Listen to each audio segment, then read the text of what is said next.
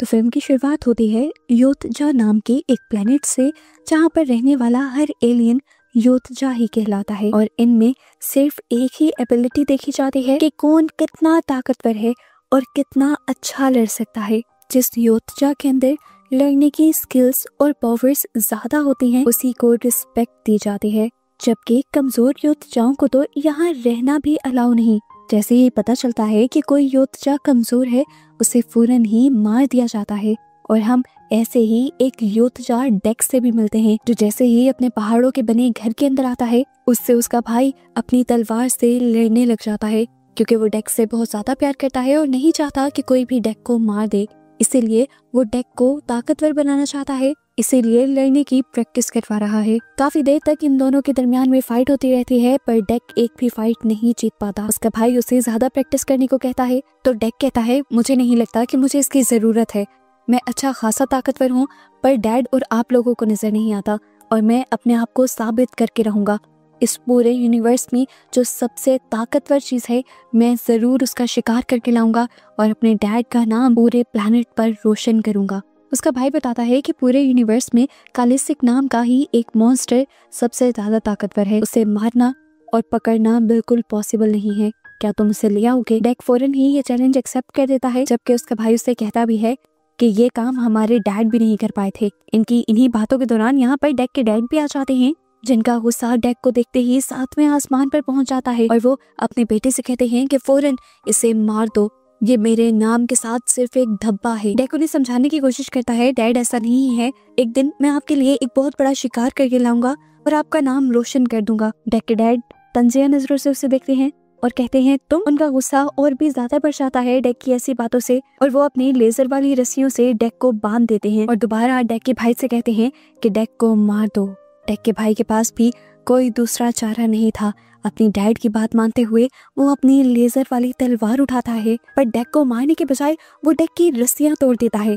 Deck भी बिना second गवाए अपनी स्पेसशिप के अंदर चला जाता है और डेक के डैड उसके भाई पर इतना ज्यादा गुस्सा हो जाते हैं कि वो उसका एक हाथ ही काट देते हैं।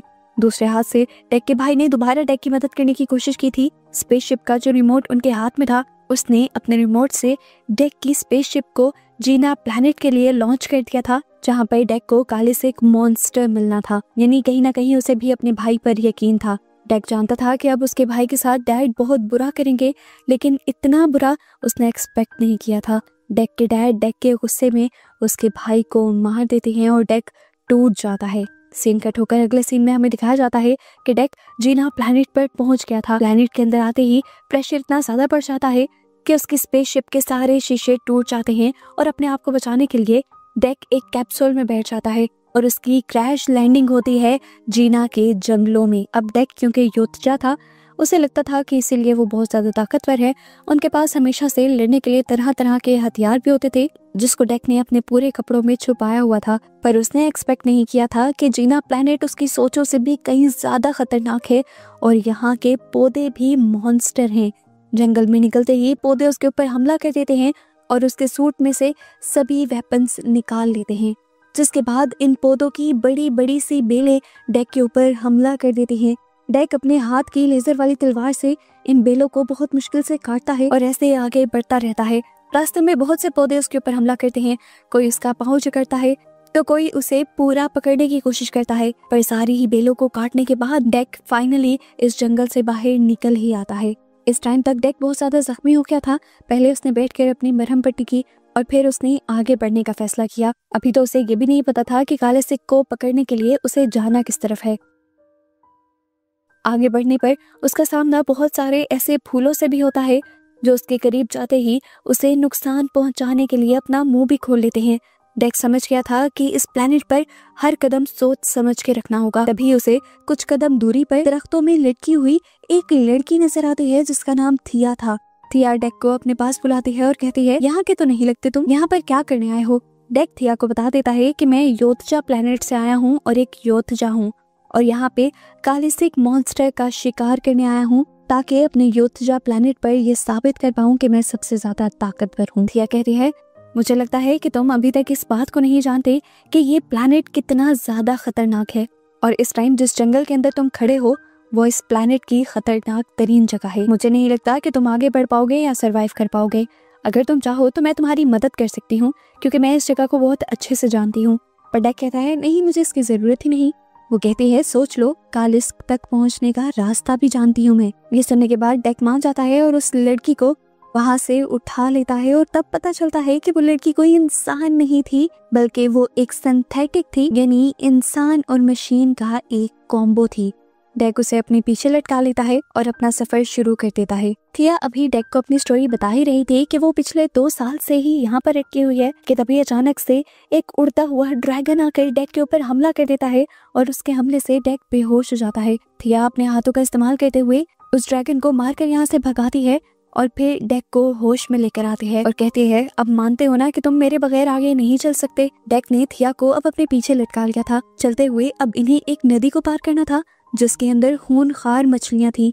वो इन्हें खा जाती, लेकिन थिया को इन सारी मछलियों को मेंटली कंट्रोल करना आता था और इसी की वजह से ये लोग इस नदी को भी सेफली पार कर लेते हैं। नदी को पार करके ये लोग थोड़े सेफ जंगल में पहुंचे थे। डेक अपनी आसानी के लिए यहाँ से बेलें उतारकर उन बेलों के जरिए थिया को अपने साथ बांध देता है और फिर लंबा सफर तय करने के बाद ये लोग रात को आराम करने का सोचते हैं। थिया अपने बारे में डेक को बताती है कि उन्हें प्लेनेट अर्थ से इंसानों ने यहाँ पर भेजा है इस प्लेनेट की रिसर्च करने के लिए। इनको भी मिशन मिला है कालसिक नाम के मॉन्स्टर का शिकार करने का।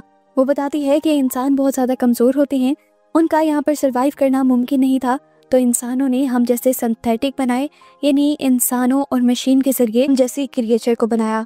मैं अपनी बहन टीसा के साथ यहाँ पर आई थी, पर यहाँ आते ही हमारे स्पेसशिप के ऊपर कालसिक मॉन्स्टर ने हमला कर दिया। उस हमले में मेरी टांगे टूट गईं और हम दोनों बहनें दूर हो गईं, जिसके बाद से 2 साल हो गए हैं मैं वहीं पर लटकी हुई हूँ। सीन कट होकर अब हमें थिया की बहन टीसा को भी दिखाया जाता है, जो इस टाइम अपनी स्पेसशिप के अंदर थी।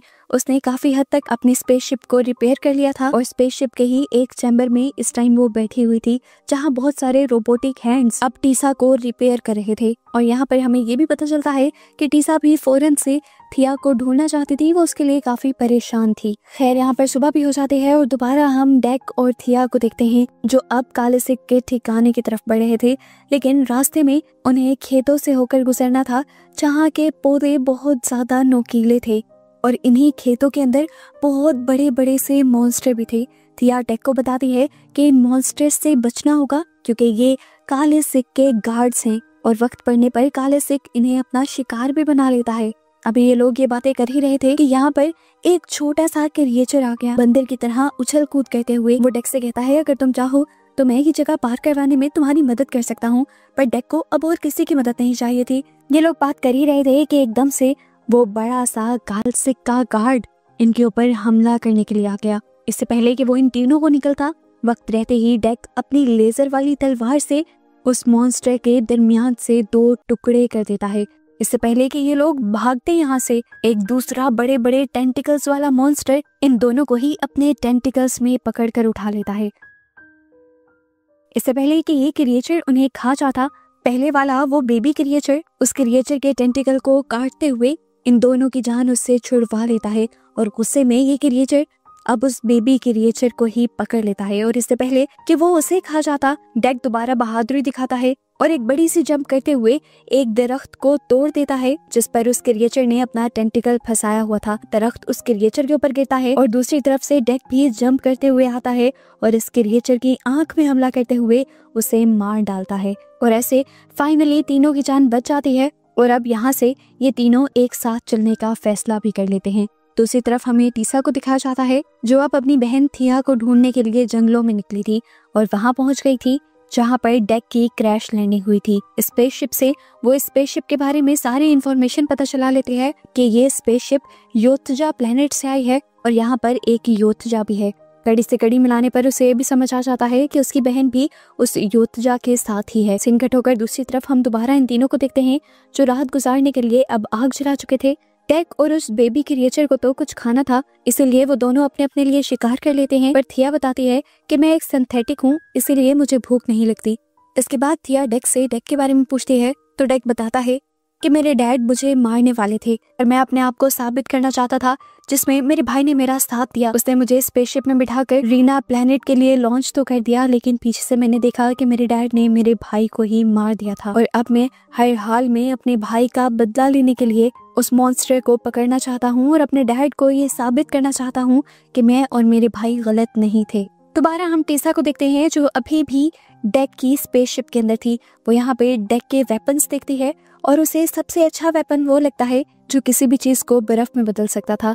उस वेपन के साथ साथ वो सभी वेपन्स को अपने साथ ले जाती है। सुबह भी हो जाती है और हमें दिखाया जाता है कि इन लोगों ने दोबारा अपना सफर शुरू कर लिया था। चलते चलते ये एक ऐसी जगह पर पहुंचे थे जहाँ पर सब कुछ तबाह हुआ था। यह बताती है कि ये हमारी बेस हुआ करती थी, जिसे कालसेक और उसके लोगों ने तबाह कर दिया। इसी बेस में थिया को अपनी टांगे भी मिल जाती हैं और वो अपनी टांगों को उठाकर लैब के अंदर चली जाती है उन्हें अपने साथ जोड़ने के लिए।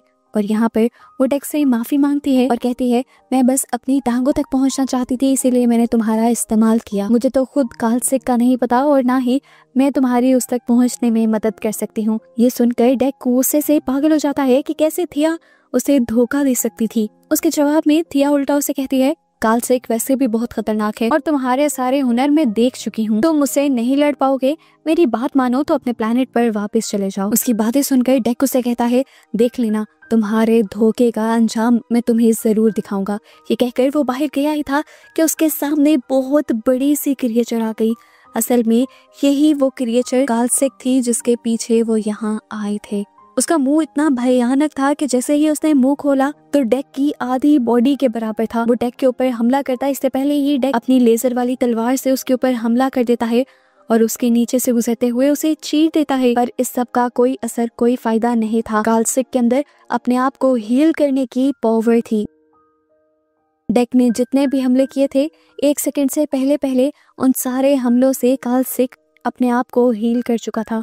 उसे में आकर डेक उसकी दुम को उसके जिस्म से अलग भी कर देता है और फिर जल्दी से आकर उसकी गर्दन पर भी हमला करता है। वो उसके सर को उसके जिस्म से अलग कर देता है, लेकिन कालसेक एक ही वक्त में अपनी दुम और अपने सर को भी दोबारा अपनी बॉडी से जोड़ लेता है। वो इमॉर्टल था, मरना तो उसने था ही नहीं। आखिर में डेक जब एक चैन के जरिए कालसेक को पकड़ने की कोशिश करता है तो कालसेक उल्टा उस पर ही हावी हो जाता है। वो उसे मार सकता था, लेकिन बहुत ही अजीब काम हुआ। उसने डेक को सूंघा और छोड़ दिया। डेक भी हैरान था कि आखिर कालसेक ने उसे छोड़ कैसे दिया। टीसा भी हैरान थी कि कैसे कालसेक डेक की जान बख्श सकता है। हालांकि वो इस टाइम उसी के चुंगल में था। वो जानती थी कि अब कालसेक उनके ऊपर हमला करने के लिए आएगा, इसीलिए वो डेक के स्पेसशिप से लाए हुए हथियार के जरिए उन लोगों को बर्फ में बदल देती है और ऐसे वो फ्रीज करके इन दोनों को पकड़ लेती है। लैब में लाने के बाद वो कालसेक के साथ साथ डेक के ऊपर भी एक्सपेरिमेंट शुरू कर देती है ताकि वो इनके बारे में और जान पाए। और इस सब की वजह से वो अपनी ही बहन थिया को साइड पे कर देती है और थिया अपनी बॉडी को जोड़ नहीं पाती। इसी वजह से थिया अब टीसा से भी नाराज थी और डेक तो पहले से ही थिया से नाराज था। वो कहता है, तुमने मुझे धोखा दिया और तुम्हारी वजह से आज मैं यहाँ पर फंसा हुआ हूँ। यहाँ पर खुश थी तो सिर्फ थी टीसा, जो कहती है, मॉम बहुत ज्यादा खुश हो जाएंगी जब वो जानेंगी कि मैंने तुम दोनों को पकड़ लिया है। वो मॉम उस साइंटिस्ट को कह रही थी जिसने टीसा और थिया को बनाया था। इस टाइम थिया टीसा से कहते हैं, हमारा यहाँ आने का मकसद सिर्फ कालसेक को पकड़ना था। डेक को हमने क्यों पकड़ा है उसे छोड़ देते हैं, उसने मेरी जान भी बचाई है और वही मुझे यहाँ तक लेकर भी आया है। टीसा इस टाइम थिया की एक बात नहीं सुन रही थी और पूरी तरह से अपने काम में ही मसरूफ थी। डेक के ब्लड सैंपल्स लेने के बाद टीसा उन्हें टेस्ट करने के लिए चली जाती है और यहाँ इन पर नजर रखने के लिए टीसा का रोबोट आ जाता है, जिससे थिया अपनी बातों में लगा लेती है और उसके जरिए डेक को आजाद करवा देती है। पता चलता है कि टीसा ने इस स्पेसशिप को लॉन्च भी कर दिया था अर्थ पर जाने के लिए और साथ ही उसने अर्थ पर इन्फॉर्म भी कर दिया था कि वो 2 एलियंस को लेकर आ रही है। पर क्योंकि अब डेक छूट चुका था, वो इसी स्पेसशिप का दरवाजा खोलकर उस पर से जंप कर देता है। डेक फौरन से अपनी स्पेसशिप में आता है अपने वेपन्स लेने के लिए और स्पेसशिप को दोबारा तैयार करने के लिए, ताकि वो टीसा का पीछा करके कालसेक को हासिल कर सके। पर इतने में ही टीसा को पता चल जाता है कि डेक भाग चुका है, इसीलिए वो दोबारा उसे पकड़ने के लिए वापस आने का फैसला करती है और इस मर्तबा वो अपने रोबोट्स की फौज से कहती है कि अब की बार अगर डेक ऐसी कोई हरकत करे तो उसे मार देना। उस मरे हुए को भी अर्थ पर ले जाकर हमें इनाम ही मिलेगा। थिया, जो टीसा के इस प्लान में बिल्कुल भी साथ नहीं थी, बल्कि वो डेक की जान बचाना चाहती थी, वो यहाँ पर बाकी सिंथेटिक्स और रोबोट्स को रोकने का काम करने लग जाती है उसकी टांगे फिलहाल जो उसकी बॉडी से अलग थी, लेकिन इस टाइम उसकी माइंड के साथ ही जुड़ी हुई थी, वो भी थिया के लिए काम करती हैं और उनके अपने ही काफी सारे सिंथेटिक्स और रोबोट को मार देती हैं, जबकि थिया खुद भी बहुत सारे रोबोट्स से लड़ रही थी। फाइनली अब बाहर आकर थिया अपने आप को अपनी टांगों से जोड़ भी लेती है और अपनी बॉडी को कंप्लीट भी कर लेती है, जिसके बाद वो अब अपनी बहन टीसा से भी लड़ने के लिए तैयार थी। पर टीसा से लड़ना अब आसान नहीं रहा था, क्योंकि टीसा एक बहुत बड़े रोबोट के अंदर आ गई थी। ये रोबोट बहुत ताकतवर था और बहुत ही ज्यादा बड़ा था। टीसा इसके अंदर बैठकर इस रोबोट को कंट्रोल कर रही थी। इधर दिखाया जाता है कि डेक को दोबारा वो बेबी क्रिएचर मिला था, जो डेक को बताता है कि वो भी कालसिक ही है और बड़े मॉन्स्टर का बेटा है और वो भी अपनी मॉम को ही ढूंढना चाहता है। डेक उसे अपने साथ मिलाकर टीसा की स्पेसशिप के पास ले आता है और स्पेसशिप के अंदर जाने से पहले वो जंगल से कुछ खतरनाक पौधे लेकर अपने लिए हथियार बनाता है और इन्हीं हथियारों से वो टीसा के कई सिंथेटिक रोबोट्स को मार देता है। इससे पहले कि वो सबको मार देता, उसके सामने टीसा आ जाती है बड़े से रोबोट में बैठकर और अपने बड़े से चैन सॉ जैसे हाथ के जरिए बार बार डेक को मारने की कोशिश करते हैं। डेक हर तरीके से उससे लड़ने की और बचने की कोशिश कर रहा था, पर नाकाम हो रहा था। इतने में ही हमें थिया को दिखाया जाता है, जो अब अपनी बहन का लेंस लगाते हुए वो चैम्बर खोल देती है जहाँ पर कालसिक को उसने बांध कर रखा हुआ था। उसने इस क्रिएचर को आजाद किया था सिर्फ डेक की जान बचाने के लिए। कालसिक भी कैद में गुस्से में पागल हुआ था। आते ही वो इस रोबोट पर एक ही वार करता है और ये रोबोट बहुत ज्यादा डैमेज हो जाता है और फिर इस रोबोट का ऊपर वाला चैम्बर तोड़ते हुए वो टीसा को भी निकाल कर निगल लेता है। फाइनली इनको लग रहा था कि इन्होंने ये लड़ाई जीत ली। ये लोग सुख का सांस लेते हैं और डेक कालसिक के बेटे को उसके पास लेकर आता है, जिसे मिलकर कालसिक बहुत ज्यादा खुश हो जाता है। और यहाँ पर हमें रिवील होता है कि कालसिक ने डेक को इसीलिए नहीं मारा था क्योंकि उसे डेक की बॉडी से अपने बेटे की खुशबू आ रही थी और वो काफी अरसे से अपने बेटे को ढूंढ रहा था। डेक भी कालसिक के मुंह पर प्यार करता है और कालसिक अब थिया से भी मिलता है, वो भी बहुत ज्यादा प्यार से। और हमें पता चलता है कि कालसिक बहुत ज्यादा ताकतवर होने के साथ साथ रहम दिल भी है। अब इनका मिलना मिलाना चल ही रहा था कि एकदम से कालसिक फ्रीज हो गया और ये किया था टीजा ने, जो कालसिक की बॉडी के अंदर अभी भी जिंदा थी और उसके पास सबको फ्रीज करने वाला डेक का वेपन भी था और उसी का इस्तेमाल करते हुए उसने कालसिक को फ्रीज किया था।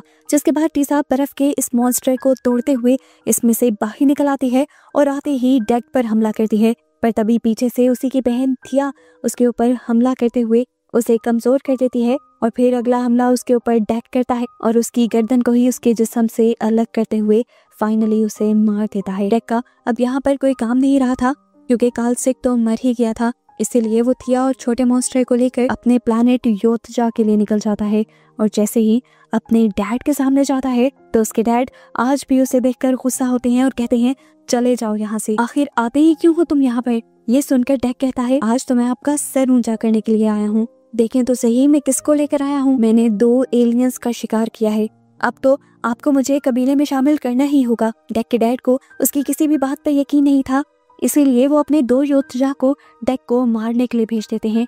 पर डेक जितनी मुश्किलें सह आया था, जितने बड़े बड़े मॉन्स्टर से लड़ आया था, इन 2 योद्धा से लड़ना उसके लिए कोई बड़ी बात नहीं थी। वो बड़ी आसानी से एक ही टाइम में दोनों से लड़कर दोनों को हरा देता है, लेकिन उसके बावजूद भी उसके डैड को उस पर रहम नहीं आता और खुद उससे लड़ने के लिए आगे आ जाते हैं।